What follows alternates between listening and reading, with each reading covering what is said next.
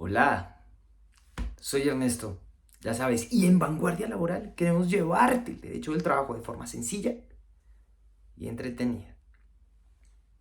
Como lo puedes deducir, el video de hoy no está relacionado directamente con el derecho del trabajo. Con él simplemente quiero darte herramientas para el momento en el que tengas que contratar a un abogado. ¿Cómo lo haré? Estructuraré este video a través de la pregunta ¿qué vende un abogado?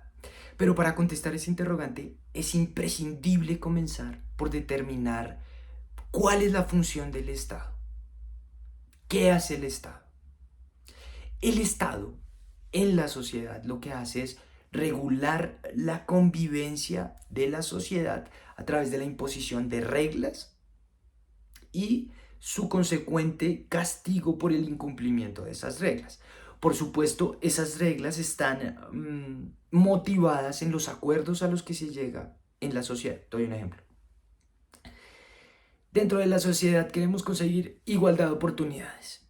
Y esa igualdad de oportunidades se puede materializar a través de impuestos mayores para los más beneficiados económicamente hablando, y con ese dinero redistribuir la riqueza en las clases menos favorecidas. Y de esa manera se tiene la idea que se consigue una igualdad de oportunidades, porque teóricamente los hijos de los ricos y los hijos de los pobres entrarán a competir en el mundo y en la vida con las mismas herramientas. Pero aquí puedes ver cómo la sociedad pretende un fin que es la igualdad de oportunidades, y ese fin se busca materializar a través de impuestos y repartición de ingresos y de bienes en la sociedad. Y aquí puedes ver cómo el fin del Estado se materializa. Lo importante en este caso es que esas reglas y esos castigos por ese incumplimiento se hagan respetar. Porque si el Estado no hace respetar las reglas que expide, pues no tiene ningún sentido. Doy un ejemplo, nadie quiere pagar impuestos. Entonces, pensemos que ponen un impuesto y yo no lo quiero pagar. Si el Estado no me obliga a hacerlo, pues quizás yo no lo hago. Entonces, la regulación de la convivencia en la sociedad la hace el Estado a través de la autoridad que tiene para imponer las reglas que diseña. Si no tuviera esa autoridad, pues no tendría ningún sentido la expedición de normas o decretos o reglas para mejorar la convivencia al interior de la sociedad, porque sería una palabra muerta o un saludo a la bandera, no serviría para nada. Ahora, ¿cómo hace el Estado o cómo impone el Estado el cumplimiento de esas reglas? Lo hace a través de dos herramientas. La primera, por supuesto, es la fuerza bruta. Entonces, tú sabes que si no cumples con las reglas, el Estado o te manda a la policía para que lo hagas o te impone otro tipo de sanciones. Por ejemplo, te embarga, te quita un bien que tú tienes, en fin. Y teóricamente el Estado tiene ese monopolio de la fuerza para imponer las reglas. Y de otro lado, la legitimidad, que a la larga significa la percepción de justicia en las personas que vivimos dentro del Estado. Si las personas no consideramos que la ley expedida por el Estado es justa, seguramente no la cumpliremos. Doy un ejemplo. Pensemos que el día de mañana el Congreso expide una ley en la que dispone que las personas que miden más de 1,90 pagan un 10% más de impuestos que el resto de la población. Evidentemente esa es una norma injusta, injustificada e irracional. Nadie quizás querrá cumplirla. Es más, el policía al que mande la DIAN para que las personas paguen ese impuesto que quizás mide 2 metros va a decir, pero ¿qué sentido tiene esta regla? ¿Qué sentido tiene simplemente obligar a las personas de más de 1,90 a pagar un, un impuesto mayor? Como se pueden dar cuenta, es fundamental que el Estado tenga autoridad, pero también una legitimidad. Y en este momento es cuando entra el abogado. ¿Y qué vende el abogado? Porque ¿cuál es el servicio que presta el abogado? Pero antes de entrar en ese punto, recapitulemos. El Estado regula las relaciones de convivencia al interior de la sociedad a través de la imposición de reglas y sanciones que hace cumplir con fuerza y autoridad. Y esas reglas y sanciones es lo que se conoce como ordenamiento jurídico, normas, leyes, etc. En ese contexto entra el abogado, porque ¿cuál es el servicio que te presta el abogado? Lo que te presta el abogado como servicio es el relacionamiento con ese ordenamiento jurídico, ya sea para que tú no cometas errores y el Estado no te multe o no te castigue, o si ya tienes un problema, te represente ante un juez, ante el Estado, para que no te imponga ninguna sanción o te impongan la sanción menos gravosa. Pero, como te puedes dar cuenta, todo está determinado porque el Estado tiene autoridad para hacer cumplir esas reglas. Y el servicio que te ofrece el abogado es ese. Yo te ayudo a cumplir las reglas o a defenderte por el incumplimiento o por el conflicto que tienes del debate de haber cumplido o no cumplido unas reglas.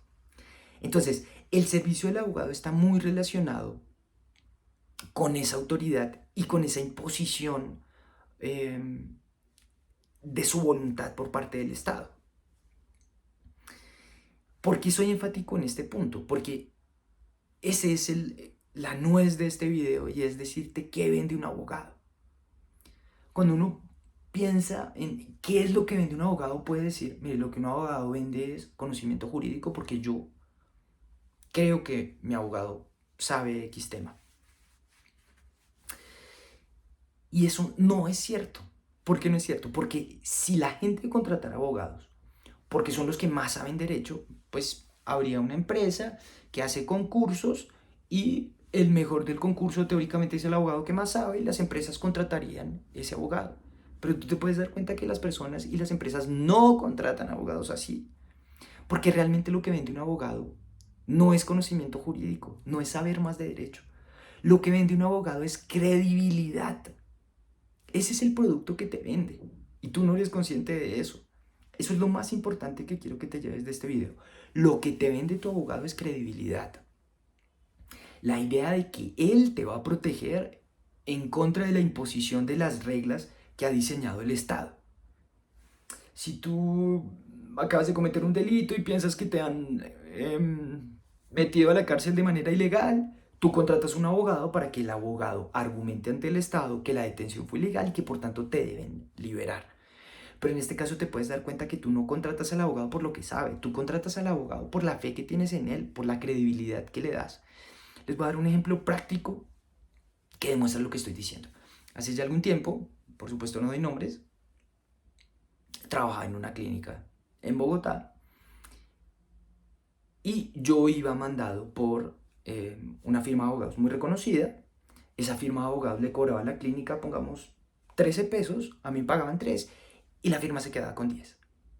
Sin embargo, el trabajo lo hacíamos la jurídica de la clínica, una persona que yo quiero mucho, insisto, no voy a dar nombres para no herir susceptibilidades, pero el trabajo lo hacíamos la jurídica y yo. Es decir, que la firma se quedaba con 10 pesos, de los que realmente no hacía mucho. Pero ¿qué era lo que estaba vendiendo la firma? Lo que vendía la firma era que lo que producíamos la directora jurídica y yo fuera llevado ante la junta directiva de la clínica y que la socia de la firma, que lleva mucho tiempo trabajando, se parara al frente de los socios y dijera, sí, esa es la postura. Entonces, la clínica pagaba 10 pesos para pensar que los conceptos jurídicos que producíamos tenían un sustento. Aquí te puedes dar cuenta que no están pagando por conocimiento jurídico, sino por nombre, por credibilidad. Te voy a dar otro ejemplo rápido. Pensemos que tú eres el dueño de un supermercado no tan grande, un trabajador te demanda y tú vas a notificarte al Nenqueteva, que es un edificio en el centro donde están la mayoría de los juzgados laborales, y ahí te encuentras con un abogado. Tú contratas al abogado, comienza el proceso, lo pierdes. Si tú llegas a decirle a tu junta directiva que contrataste un abogado que conseguiste en la esquina del Nenqueteva, te van a decir, pero, hermano, ¿cómo hace eso? Otra cosa es si tú contratas a la mejor firma de abogados? Pensemos, para no herir susceptibilidades, vuelvo, pensemos que la mejor firma de abogados es la firma de Carlos El Pi Valderrama y Faustino Asprilla y se llama Valderrama y Asprilla. Si tú contratas a Valderrama y Asprilla y pierdes, la junta directiva va a decir, ah, ok, perdimos, pero hiciste lo que estaba en tus manos. ¿Por qué? Porque contrataste a Valderrama y Asprilla, que es la mejor firma del país. Y cierro este punto de ejemplos prácticos diciéndote, sobre todo si tú eres dueño de una empresa o contrataste una firma grande. Te lo aseguro que si tú contrataste a Valderrama y Asprilla asociados, ni Carlos El Pío Valderrama ni Faustino El Tino Asprilla va a llevar tu problema. Tu problema lo va a resolver el recién graduado, que quizás va a tener la supervisión de otra persona que está por debajo de Carlos El Pío Valderrama y Faustino Asprilla.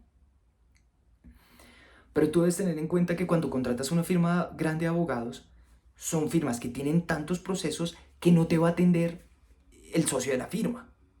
Lo que tú estás comprando en esos casos es evidentemente credibilidad, para que si llega a pasar un problema tú digas, yo hice todo lo que está en mis manos porque conseguí a los mejores. Y este es un ejemplo claro de que tú contratas credibilidad y no conocimiento jurídico. Después de ese, que es la tesis central del video, es tú contratas credibilidad, veamos los ejemplos prácticos. Para eso definamos dos tipos de compradores, dos tipos de vendedores y la intención para cerrar con la recomendación del video. Jurídicamente hablando hay dos tipos de compradores. O tú eres una empresa incipiente o una empresa grande que ya necesitas una consultoría, pensemos, mensual y ya tienes un número de procesos, necesitas una firma que te atienda esos procesos, pero entonces ya estás, digamos, montada como empresa dentro del mercado, necesitas mensualmente hacer determinadas preguntas y necesitas cierto asesoramiento. O eres una persona o una empresa muy pequeña que no tienes ese volumen de consultas o no tienes ese volumen de procesos. Y por otro lado están los dos vendedores. Los dos vendedores, por supuesto, son una firma gigante como Valderrama y Asprilla, que son la top one en el país, salen en las revistas. Valderrama y Asprilla tienen los mejores ingresos para el 2023, etcétera, etcétera, etcétera. O eres una firma incipiente, o en su defecto eres un recién graduado, que normalmente los recién graduados no son tan malos, porque aunque no tienen experiencia, sí tienen mucho deseo de mejorar. Y eso es valorable. Lo que pasa es que ellos no tienen credibilidad porque la gente no les da valor a lo que dicen. Pero pueden ser muy buenos. No necesariamente uno tiene que desechar al recién graduado simplemente porque es recién graduado. Entonces, dos tipos de vendedores, las firmas grandes y unas firmas más pequeñas o las personas que están comenzando apenas. Teniendo en cuenta esos dos grupos, también es muy importante cuál es tu intención. Porque si tu intención es ser especial para la firma, pues quizás una firma grande no es tu mejor opción, porque nunca te va a atender el socio, porque siempre te van a dejar de últimas, te van a decir, no, es que yo tengo agenda hasta el viernes de hoy en 15. Entonces nunca van a ir a tu oficina, nunca van a ver tus problemas, nunca van a conocer tus trabajadores, nunca nada. O realmente tú tienes trabajadores como un número y si tienes trabajadores como un número, quizás una firma grande, pues es lo que más te sirve. Entonces, en ese contexto, compradores, vendedores e intención, ¿qué es lo que te conviene? Lo que te conviene depende mucho de tu realidad. Reitero, si tú eres un supermercado y tienes supermercados de Riohacha, Leticia y tienes 4.000 trabajadores y todos tus trabajadores prácticamente son un número y todos los días o continuamente tienes accidentes de trabajo o fueros de salud, realmente en ese caso tú no necesitas un trato tan personalizado porque el manejo de las políticas empresariales no es así. Y es perfectamente válido que contrates una firma grande que tiene toda la infraestructura para entenderte. Por ejemplo, si tienes un proceso en Riohacha, tiene abogados en Riohacha. Si tienes un proceso en Leticia, tiene abogados en Leticia, en Cali, en lo que sea. Y además tiene un montón de recién graduados que están dispuestos a contestarte rápidamente lo que tú preguntes, porque de todas formas tus problemas laborales son un número. En ese caso te conviene una firma grande y reconocida. Pero por ejemplo, si tú eres una empresa muy pequeña y tienes que sacar a alguien, pues en ese caso esta firma grande tan impersonal no te conviene. te conviene una firma más pequeña que te trate de manera más cercana. Entonces depende de tus circunstancias, a qué apuntas y qué escoges.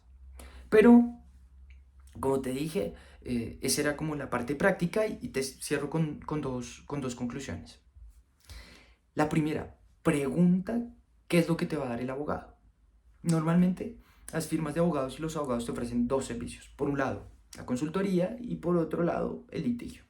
Por supuesto, mi área de práctica es el derecho laboral. Yo te diría que en litigios una firma te puede cobrar 6 salarios mínimos por primera instancia y 6 salarios mínimos por segunda instancia, es decir, juzgado y tribunal.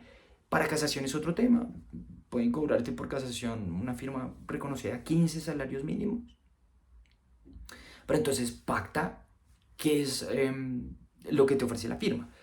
Estos 6 salarios mínimos son para primera instancia, estos 6 salarios mínimos son para pues la segunda instancia, incluye casación, pregunta.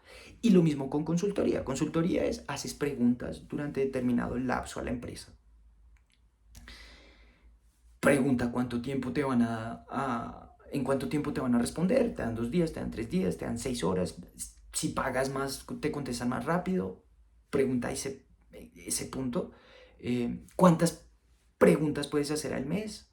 Si pagas más, si pagas menos, puedes hacer preguntas ilimitadas. Si el abogado, uno de los servicios que te ofrece es asistir a la empresa o cuando asista a la empresa te va a cobrar. Es muy importante que mires qué estás adquiriendo, ¿no? Eso es fundamental, el primer consejo. Y el segundo, por supuesto, que es la idea central del video. Tú cuando contratas a un abogado no contratas conocimiento jurídico, contratas credibilidad. Y teniendo en cuenta eso, no te vas a dejar tumbar. Si vas a contactarte con Valderrama y Asprilla, pues tú vas a decir, bueno, pero esto que me va a cobrar, ¿va a venir Carlos El Pío Valderrama y Faustino Asprilla mi problema o no? O mi problema lo va a ver el recién graduado Pepito Pérez. Si tú tienes claro eso, tienes una posibilidad de negociación, porque entiendes el negocio y qué servicio estás adquiriendo. Entonces es fundamental que sepas que compras. Y de igual manera, que entonces no te cierres a un recién graduado porque no le das credibilidad. Porque puede que ese recién graduado sea la misma persona que te lleve el proceso en la firma grande. Porque a la larga la firma grande, el socio de Valderrama ya no te va a llevar el proceso, te lo lleva el recién graduado. Entonces muchas veces puede que te convenga más contratar al recién graduado porque te cobra menos y es lo mismo que recibirías de una firma grande. Pero este juicio lo puedes hacer teniendo claro que lo que contratas, reitero, es credibilidad y no conocimiento jurídico. Ese fue el tema del video de hoy. De corazón, espero que te haya sido útil. Recuerda que aquí en Vanguardia hacemos todo lo que está en nuestras manos para generar contenido que te informe y te entretenga. Buen día, buena tarde, buena noche. Hasta luego.